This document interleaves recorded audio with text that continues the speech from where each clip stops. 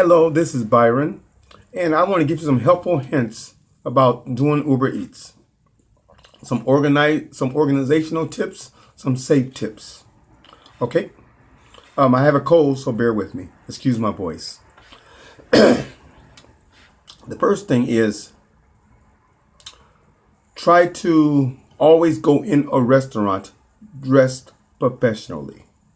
Do not have your pajamas on, you're just coming from home. No, try to be professional. And when you get to the customer's house, you'll find out a lot of times that could give you a bigger tip too.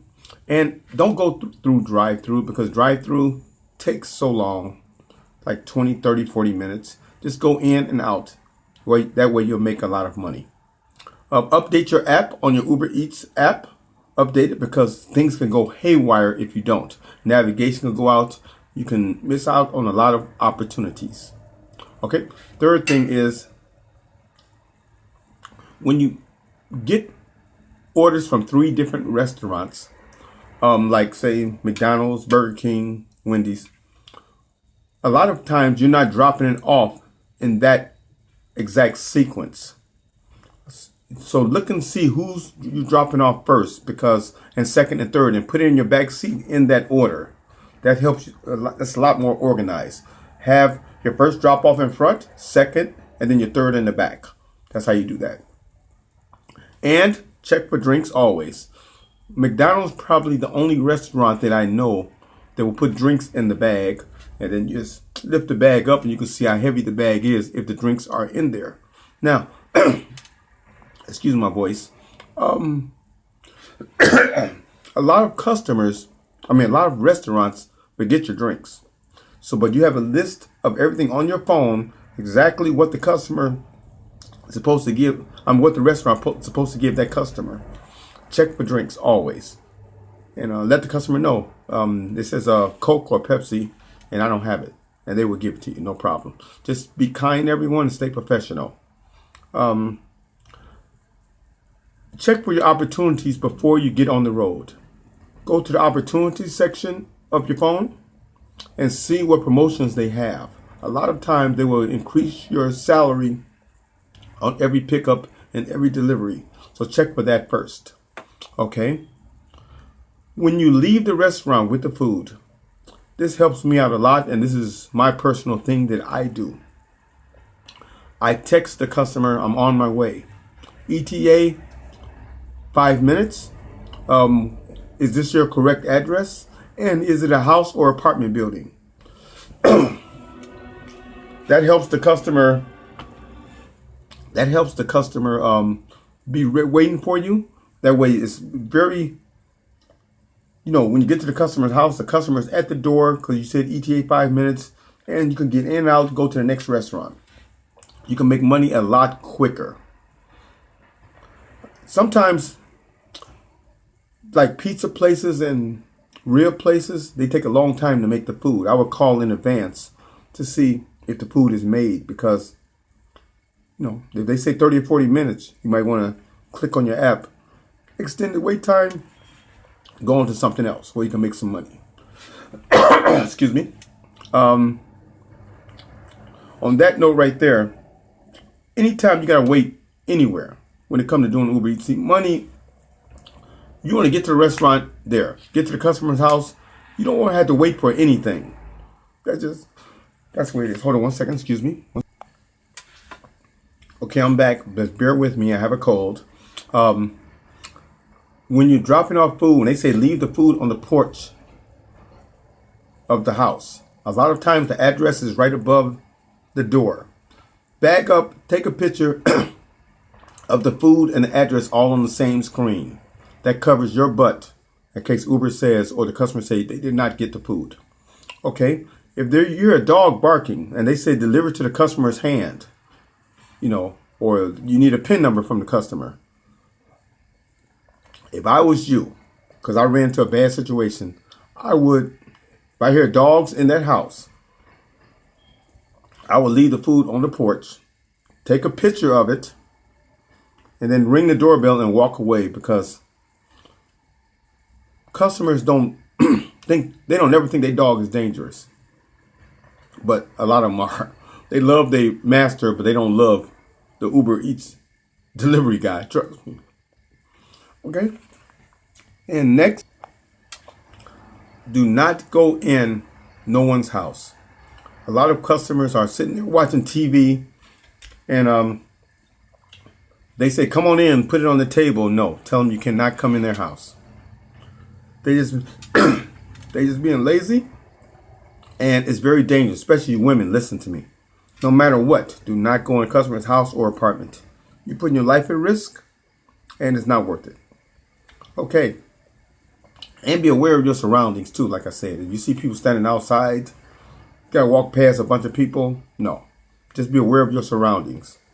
And this is the most important thing I'm about to tell you. Never try to accept if there's some bad offers out there. $3 for 50 miles. Don't accept it. We all got to work together, us Uber Eats drivers. Try to keep the miles under the pay. Try to keep the miles under the pay. If it's 10 miles, try to get 9 miles or less. That's what I'm saying. Don't take a $4 pay for 30 miles. And you know there's a lot of bad offers out there. So if we all work together, we probably could get Uber Eats to make better pay for each drop off. Okay? And next is bring a flashlight. At nighttime, it's very hard to see.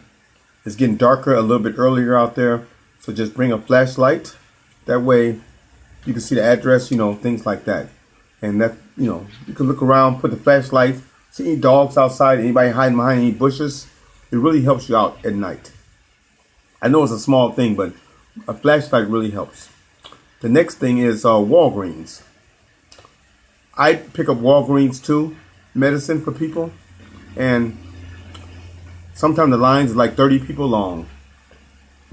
Extended wait time, I move on to the next, restaurant.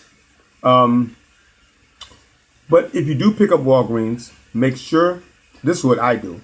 I call the customer and say, "This is Uber." I don't say Uber Eats, I say Uber. I picked up your medicine from Walgreens. Is this Cynthia Lynn or whatever? She said, "Yes." "You're Uber?" I said, "Yes. They got us picking up your medicine. I'm going to drop it off at your doorstep in ETA 5 minutes. Is this your address?" And exact same thing. Always call the customer, because this is medicine. You do not want to leave medicine a long time on somebody's doorstep. I call the customer to make sure they be at the door to get their medicine. I take a picture of it. The customer appreciates it. They tip me sometime.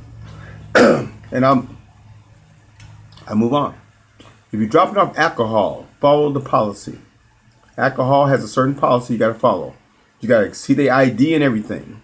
You got to take a picture of everything they want. Follow their policy. Follow their policy 100%. Do not skip a beat. Okay? I'm going to conclude this. No, one more point. Hold on 1 second here. Let me find it here. Okay, this is something I had to find. I just learned. Sometimes we get big payouts. Say you have to go to a restaurant, pick up something, bring it to a customer, but they're paying like $40-$45. 99% of the time, that order has already been picked up. Now, this is very tricky. I never thought about this. Somebody just brought it to my attention. If you're getting paid $45, most likely, like I said, it already been picked up. Somebody probably stole the food. The customer never got the food. So you call the customer. When I see that pop up on my screen, I call the customer. I call the restaurant. And I say, "Have that order been picked up? I'm Uber Eats." A lot of times they say yes. I say, okay. Now, there's 2 ways you can do this. You can just put on there the food already been picked up. Or, now you need to look into this, because this can really help you out towards making money. Go to the restaurant.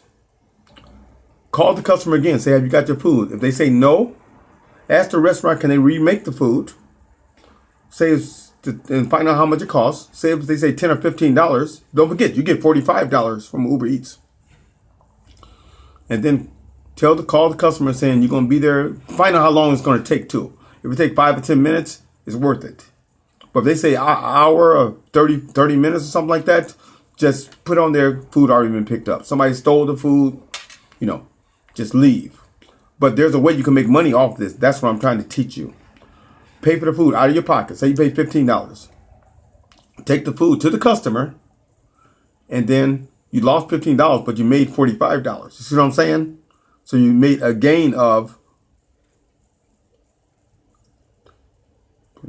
$30. See, a lot of times, every time when we get a certain amount paid to us, usually the food don't usually cost that much. Sometimes it does. But in that situation, when it's $45 and they get the burger, fries, and a drink, you know what I'm saying? Pay for the out of pocket, $10 or $15, and then when you drop it off, you get $45 in your pocket. Somebody just brought that, but be careful with that. Find out how long it's going to take to make the food, and find out other things. In conclusion, I want to end this by saying thank you. Please subscribe, excuse my voice, and share this video. And I hope this helps out with Uber Eats. Thank you very much.